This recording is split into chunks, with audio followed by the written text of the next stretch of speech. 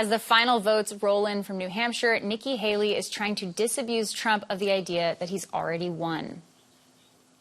Former President Trump last night said you'll probably drop out today. What's your response to that?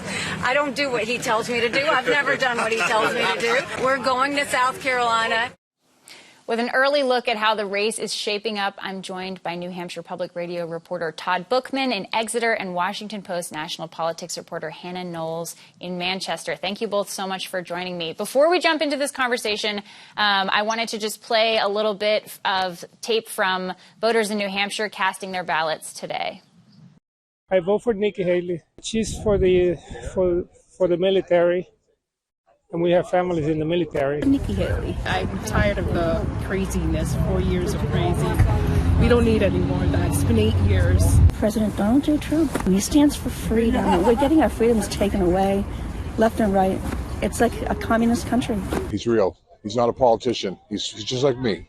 He's just like me, but he has more money. I stayed with Joe. He's kind. He's not a bully. He's more of a president. So, Todd, you've been out all day on the ground, not just today, but what are you hearing from voters? Well, we're hearing a lot of what you just heard, which is that there is no sort of monolith. There is no standard New Hampshire voter. Everybody is out here today motivated by something different. I've spoken with a lot of people who were excited to write in Joe Biden's name. I've spoken with other Democrats who were more or less holding their nose to do that. They would have preferred to see somebody perhaps younger enter the race. On the Republican side, we've seen certainly a lot of enthusiasm among the more independent-minded voters to pull for Nikki Haley. And yet there are certainly a large number of Republican-based voters out here voting for Donald Trump. And so you see a little bit of everything so far. There's been so much talk about a possible Nikki Haley victory. We just got these poll results from yesterday from Suffolk University showing a Trump lead slightly widened after Ron DeSantis dropped out. You know, there's a margin of error, but there's more than 20-point lead as of yesterday. You know, if there is this possibility of victory for Haley, why don't the numbers reflect that? Yeah, I mean, it's not, I think the expectations here got very high for Haley because she was the only rival who seemed to have a shot at Trump, even if it was still a distant shot. And so I think, you know, that got a lot of people excited. They thought maybe she can even pull off an upset here. And that sort of crashed into this reality of even in Trump's weakest state against his strongest rival, that still could be, you know, way less than enough to beat him. And Todd, can you talk a little bit about how the turnout will impact Haley? I mean, if she either defeats Trump or loses to Trump by a smaller margin than he's expecting, I mean, he's expecting a landslide victory, how will that affect her moving forward? Yeah, what we've heard from a lot of political analysts is that Haley wants to see big turnout today. She definitely wants to see big turnout amongst independent voters. At the polling locations I've traveled to so far today, we're hearing reports of very steady, very good turnout, but certainly nothing approaching record-setting level. So we'll just have to wait and see what that means for Haley's supporters. You know, moving on after tonight, it will be up to Haley and her campaign to figure out how they want to potentially spin a second place finish, whether it's a close second or a distant second. And of course, if she happens to pull out a victory here, that will certainly give her campaign a boost as they head into her home state of South Carolina. And Todd, have you heard from independent voters who are voting for Haley? I have, yes. I was just coming from a polling place in Rye, New Hampshire, where I was speaking with an independent voter. I asked him why he voted for Nikki Haley. He basically said it was a vote against Trump. I asked him who he would vote for in November, and he said he's likely going to vote for Biden, but he viewed the vote against Trump as sort of the statement he could make at this stage in the election. I think we'll certainly see other independents go for Trump, or we'll see them also potentially write in Biden as a show of force for the Democratic campaign. And from your perspective, Hannah, do you think that it would strengthen, would it behoove Biden if Trump was the Republican nominee, or would a Haley competition be an easier challenge? Yeah, I think the polls are pretty clear that Haley would be a more formidable opponent for Biden. The thing is, I think what's been fascinating to a lot of us who follows this is Trump is a formidable opponent to Biden, too. I think a lot of people assumed, you know, this guy just can't win independence after everything, he's done in the way he's divided the country. But what we've seen is he's actually quite competitive with Biden. I think if Haley is the nominee, then Democrats would be much more worried, though. Right. I mean, I think historically it's safe to say that everyone who has underestimated Trump has been disproven, right? And he seems pretty confident about today and about New Hampshire. Yeah, and he should be in the primary for sure. I mean, a double-digit lead is still a double-digit lead, even if it's not the, crushing landslide that he'll post in some other states probably.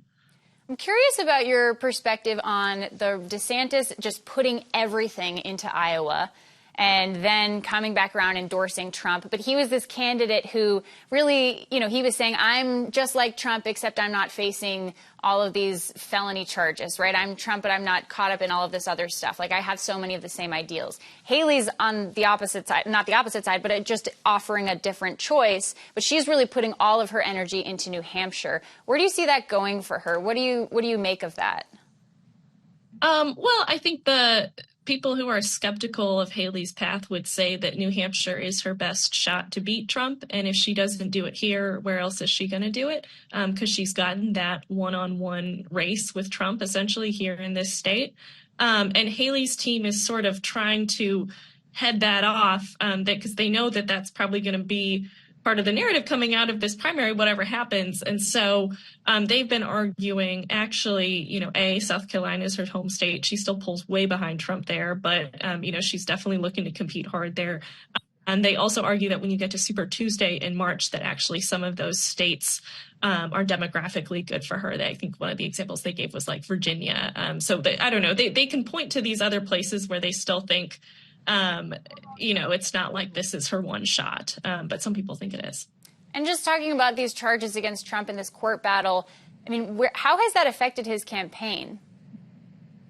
It is his campaign. That's the thing about Trump, right? Like, so much of his strategy is the indictments and capitalizing on them and rallying people around him against the indictments. And, it's a choice sometimes to show up in that courtroom. It's not like he had to be there a lot of the time, but his team knows that's just, oodles of earned media for them. Right. And he's made a lot of money off of those charges. I've heard from this primary. I mean, I've covered it in the past in 2016 and 2020. It's generally madness, right? It's just chaos. There's so much energy in Manchester and across New Hampshire. And from what I've heard of this year, it's just been a little quieter. It's been cold. It's the coldest and least interesting one so far is what I've heard from people. So I was actually relieved to see this clip of perennial candidate Vermin Supreme and Eric Trump interacting today in New Hampshire. Got it. Big picture. Come on, man.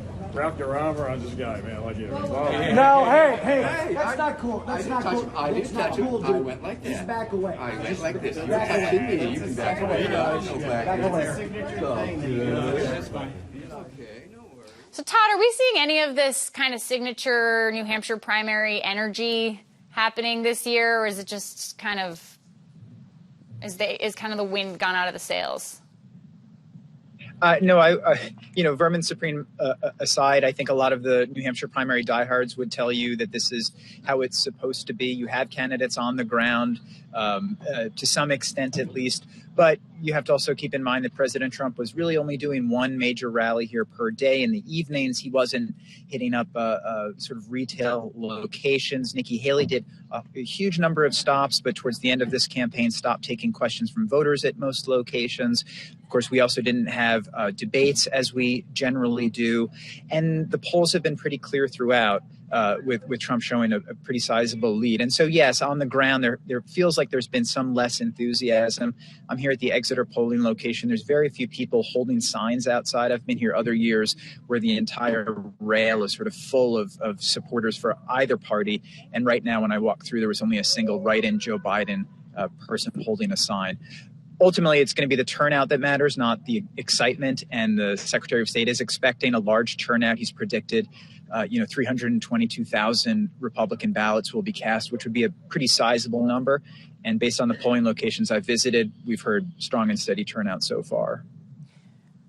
Right, and obviously you mentioned the write-in campaign for Joe Biden. You know, what's going on the Democratic side? Are you seeing energy from other candidates? At GBH, we've spoken to a couple of different people. I know Marianne Williamson was out there.